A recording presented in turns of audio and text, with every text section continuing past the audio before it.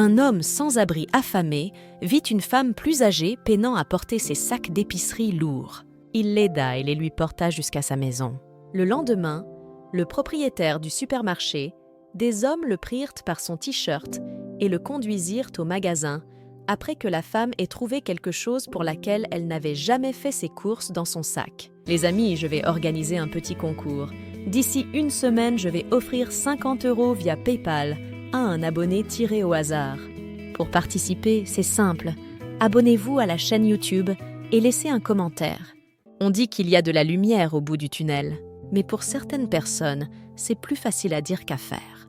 Les histoires du charpentier Alfred Tyler, basé au Texas, en sont un exemple lorsque l'ouragan Harvey a frappé le Texas en 2017. Il a détruit plus que sa maison. Alfred a perdu sa maison dans les inondations catastrophiques et la seule personne qu'il considérait comme sa famille, sa femme bien-aimée, Sophia, était l'une des centaines de personnes qui ont perdu la vie.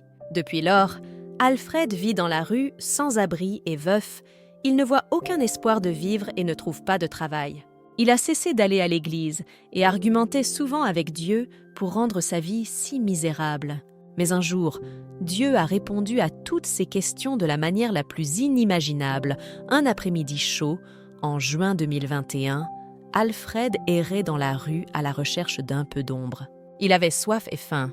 Il fouilla dans les poches de son pantalon déchiré et entendit quelques pièces de monnaie cliqueter. Il décida de les économiser pour acheter du pain beurre pour le dîner. Épuisé et en sueur, Alfred arriva sur le parking d'un supermarché. Il était rempli de monde. Il pensa donc que personne ne le trouverait en train d'attendre là-bas, l'après-midi. À chaque fois qu'Alfred voyait des clients sortir, il s'approchait d'eux, étendant ses bras tendus. Certains lui lançaient une pièce ou deux, d'autres l'ignoraient surtout comme si c'était rien. Alfred était blessé. Mais que pouvait-il faire chaque fois que quelque chose comme ça arrivait ? Il souriait ou blâmait Dieu pour sa situation. Fatigué et affamé, Alfred décida de faire une sieste à l'endroit vide où il avait trouvé refuge pour l'après-midi. Il s'apprêtait presque à s'endormir lorsqu'il entendit quelque chose gratter le sol un peu plus loin de lui. « Quel est ce bruit ?» murmura-t-il en levant la tête pour voir qu'une femme plus âgée venait de sortir du supermarché avec un chariot essayant de décharger ses sacs lourds et de les porter. Alfred ne pouvait pas simplement attendre et regarder. Il se leva, peu importe qu'il puisse sentir sa propre sueur, et s'approcha de la femme bien mise pour l'aider. « Salut, avez-vous besoin d'aide ? S'il vous plaît, donnez-moi ça. »« Je vais vous aider, » dit-il en attrapant le chariot.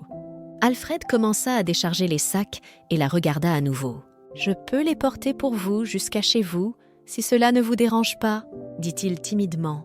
La femme plus âgée, stupéfaite de l'intérêt du inconnu à l'aider, car personne ne lui avait jamais fait cela auparavant là-bas. Et la plupart du temps, elle portait ses sacs elle-même et les chargeait dans sa voiture.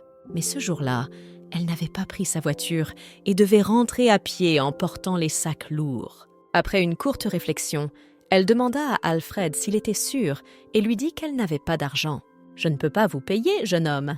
Je viens de dépenser mon dernier centime en course. » Elle regarda le sans-abri de la tête aux pieds, en supposant qu'il s'en irait simplement, criant ou la maudissant pour lui faire perdre son temps. Mais la réponse d'Alfred la fit réaliser que tous les pauvres ne cherchaient pas l'argent. « Tu ressembles à ma mère, et je ne ferai pas payer ma mère pour mon aide. » Alfred dit « S'il vous plaît, permettez-moi de porter ces sacs pour vous. » Il insistait en prenant les sacs lourds pendant environ 15 minutes. Alfred suivit la femme plus âgée jusqu'à chez elle avec ses sacs. Quand ils arrivèrent là-bas, elle l'invita à prendre une tasse de thé, mais il refusa. La gentillesse de l'inconnu toucha le cœur de la femme, alors qu'elle regardait Alfred lui faire signe et disparaître dans la rue. Ensuite, elle vérifia son sac et fut surprise de trouver quelque chose. Elle ne se souvenait pas d'avoir acheté. Elle examina l'article et décida de retrouver le sans-abri. Immédiatement, la femme revisita le supermarché. Le lendemain, elle chercha Alfred, mais il n'était pas là. Elle entra dans le magasin et rencontra le propriétaire en lui demandant de retrouver le sans-abri. « Pouvez-vous le trouver, s'il vous plaît ? Il doit être venu ici, » dit-elle, et les images de vidéosurveillance devraient aider. « Quand l'avez-vous vu hier ?» demanda le propriétaire du magasin. « Je pense vers 14 heures. Il était sur le parking. » Le propriétaire du magasin dit au technicien « Est-ce lui ? Demanda-t-il à la femme en pointant Alfred sur l'écran d'ordinateur. C'est lui. Oui, c'est lui. Trouvons-le. La femme plus âgée dit après avoir vu le sans-abri dans le magasin, sur les images de vidéosurveillance, le propriétaire du supermarché envoya ses gardes de sécurité à la recherche d'Alfred. Il supposait que l'homme vivait dans la même rue ou la même ville. Après des heures de recherche sur les plateformes, les arrêts de bus et les parkings, les hommes revinrent avec Alfred, le tenant par son t-shirt. Quand la femme plus âgée vit comment ils tenèrent le pauvre homme, elle devint furieuse. « Laissez-le, on vous a dit de l'amener, pas de le traîner. » Alfred était effrayé et n'avait aucune idée de ce qui se passait. « Je n'ai rien fait, » dit-il, les yeux remplis de larmes et de peur. Ces hommes m'ont trouvé à l'arrêt de bus et m'ont demandé si j'étais là hier. Quand je leur ai dit que oui, ils m'ont attrapé par le t-shirt et m'ont amené ici. Je n'ai rien fait ni volé. Alfred continuait de supplier qu'on le laisse partir. C'est alors que la femme plus âgée s'approcha et le serra dans ses bras, pendant que les autres regardaient avec surprise. « Maman, que fais-tu » Le propriétaire du magasin lui demanda. Il s'avéra qu'elle était la mère du propriétaire du supermarché et voulait rencontrer Alfred pour lui rendre ce collier qui avait glissé accidentellement dans son sac. « J'ai vu ce collier, et quand j'ai ouvert le médaillon, j'ai vu cette photo. Est-ce ta femme ?» Elle demanda à Alfred. L'homme éclata en larmes et lui dit qu'il pensait avoir perdu le seul souvenir qu'il avait de sa défunte femme. « Je pensais ne plus jamais le revoir », pleura Alfred. « Je l'ai cherché hier, mais je n'ai rien trouvé. » La femme plus âgée raconta à son fils Jacob l'histoire d'Alfred de la veille. Elle le prit à part, et quelques minutes plus tard, la mère et le fils s'approchèrent du sans-abri avec de bonnes nouvelles qui le firent pleurer. « Ravi de vous rencontrer. Je suis Jacob Johnson. Nous cherchions à embaucher quelqu'un pour aider nos clients âgés à porter leurs sacs. Je pense que cela pourrait convenir. »« Qu'en penses-tu, Alfred ?» Il ne pouvait pas croire ses oreilles.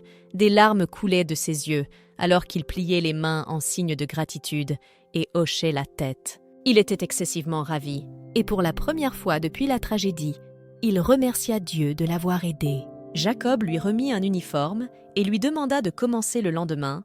Alfred était heureux. Et avant de partir, il regarda la femme plus âgée pour la remercier. « Merci beaucoup. Vous n'êtes pas différente de ma mère, » dit-il en larmes.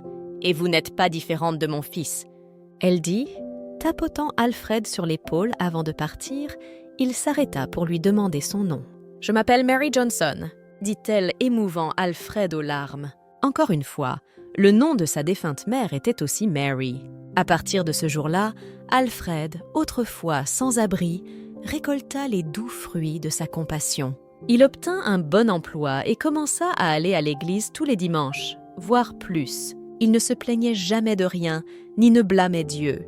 Encore une fois, si vous avez aimé la vidéo, donnez-lui un pouce en l'air et envisagez de la partager avec quelqu'un que cela pourrait intéresser. Merci de regarder et je vous verrai dans la prochaine vidéo.